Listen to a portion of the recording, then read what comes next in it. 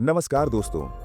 अगर आप उन कहानियों के शौकीन हैं जो समुद्र की लहरों से लेकर ज्वालामुखी की आग तक प्राचीन योद्धाओं की बहादुरी और राजवंशों की साजिशों से भरी हों, तो आज हम ऐसी ही एक रोमांचक यात्रा पर चलने वाले हैं। कल्पना कीजिए 18वीं शताब्दी का हवाई, जहां 4 प्रमुख द्वीप हवाई, माउई, ओआहू और कवाई खूनी युद्धों में उलझे हुए हैं। तो बिना देरी किए शुरू करते हैं। एपिसोड 7 की शुरुआत में एकाकी का गांव जीवंत नजर आता है, जहां लोग उत्साह से मिल रहे थे। कबीले के एक प्रमुख चीफ को बेटा हुआ था, जिससे खुशी का माहौल था। नवजात को आशीर्वाद के लिए रानियों के पास लाया गया। एकाकी ने गर्व से घोषणा की, आज हमारे कबीले में एक बेटा पैदा हुआ है जो युद्ध से पहले शुभ संकेत है। हम उसका स्वागत प्यार से करेंगे और मिलकर पालेंगे। लेकिन मन्नो और मोको उदास थे, क्योंकि मन्नो मां नहीं बन सकती थी और सभी उनके बच्चे की प्रतीक्षा में थे। एकाकी ने बताया कि राजा के साथ चल रही जंग से सभी चिंतित हैं, लेकिन आज वे खेल और दावत के साथ उत्सव मनाएंगे ताकि तनाव भूल सकें। ये सुनकर लोग उत्साहित हो गए। दूसरी ओर आइलैंड पर टैडी कैप्टन चैड को नाव से लेकर पहुंचा।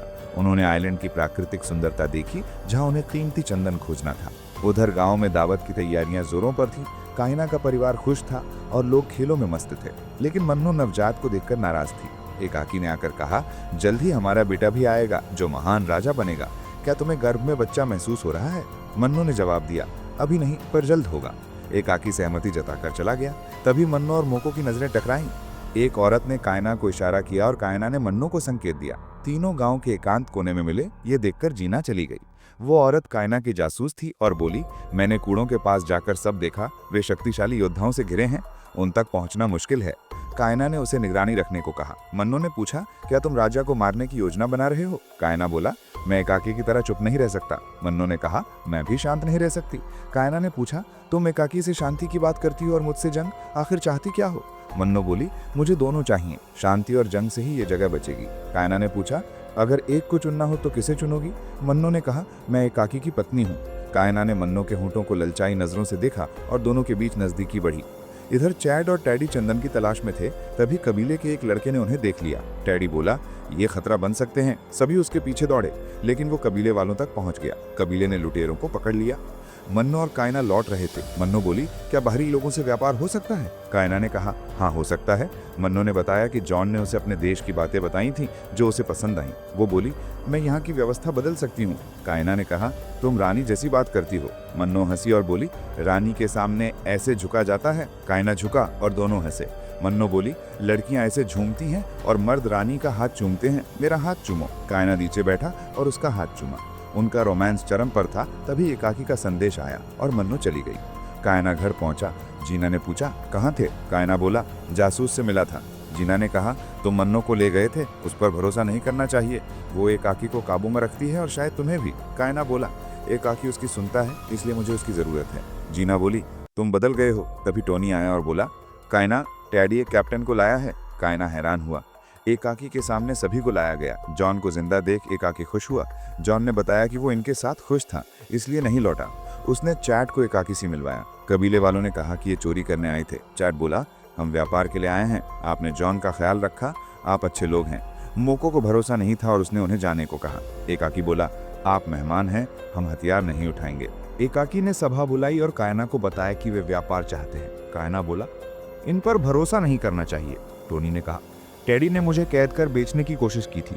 कायना बोला, टैडी खतरनाक है, इन पर विश्वास नहीं करना चाहिए। एकाकी ने पूछा, मुझे क्या करना चाहिए? कायना बोला, तुम्हारे चाचा ने इनके साथ जो किया वही करो। कैप्टन को मारकर उसकी हड्डियों का भूसा भेज दो। एकाकी बोला, चाचा ने शांति का संदेश भेजा था। कायना ने कहा, वो शांति नहीं थी, इससे हमारी खूंखार छवि बनी। ये तुम्हारी शांति नहीं समझेंगे और मौका मिलते ही तुम्हें खत्म करेंगे। एकाकी बोला, इन्होंने हमला नहीं किया तो मैं भी नहीं करूंगा। रात को कायना अपने परिवार के साथ उदास था। टोनी बोला, एकाकी इन्हें नहीं समझ सकता।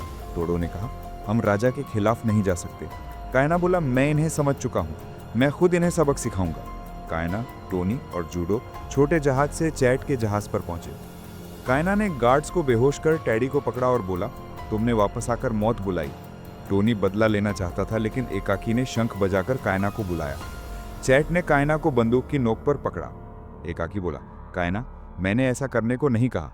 कायना बोला, मैंने बाहर की दुनिया देखी है, इन पर भरोसा नहीं करना चाहिए। एकाकी ने कहा, इन्होंने कुछ नहीं किया तो मैं हमला नहीं करूंगा। तुमने मेरा नियम तोड़ा। कायना ने टैडी को गोली मारी और अपने लोगों के साथ भाग गया। रात को एकाकी ने सभा बुलाई और बोला, तुमने मेरा वादा तोड़ा। कायना बोला, मैं अपने लोगों को बचाना चाहता हूँ। एकाकी ने कहा, मैं राजा हूँ, मैं जॉन को भेजकर उन्हें खाना पानी देकर वापस भेजूंगा। कायना बोला, वे तुम्हें कमजोर समझते हैं। मन्नो ने कहा, वे चले जाएंगे। एकाकी गुस्से में दिखा।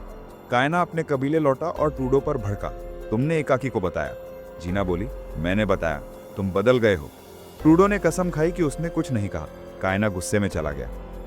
अगले दिन जॉन ने चैट को खाना पानी देकर जाने को कहा। चैट बोला, कायना ने हमला किया। जॉन ने कहा, ये एकाकी की मर्जी के बिना हुआ। चैट बोला, यहाँ खजाना है, हम दुनिया में बताएंगे और पूरी दुनिया आएगी। चैट गुस्से में खाली हाथ लौटा। कायना गुस्से में चाकू फेंक रहा था। मन्नो आई और बोली, ये एकाकी का गुस्सा है। कायना बोला, शायद तुम उसकी तरफ से आई हो या मेरी। मन्नो बोली, वो हमें सुरक्षित रखना चाहता है। कायना ने कहा, मैंने बाहर की दुनिया देखी है, मैं अपने लोगों को बचाना चाहता हूँ। मन्नो बोली, मुझ पर भरोसा है। कायना ने उसका हाथ चूमा, तभी उसने चैट का जहाज गांव की ओर जाते देखा और भागा। टवला को खतरा समझ आया। आइलैंड के किनारे वेल अपने बेटे के साथ खिलौने बना रही थी। जहाज दिखा और लोग उत्साहित होकर किनारे की ओर बढ़े। जहाज से सायरन बजा और लोग खुश हो गए। मन्नो ने एकाकी को बताया कि जहाज गांव की ओर जा रहा है। मोको ने सैनिक भेजे। चैट ने तोपें तैयार की। टैडी को यह गलत लगा, लेकिन चैट ने हमला शुरू किया।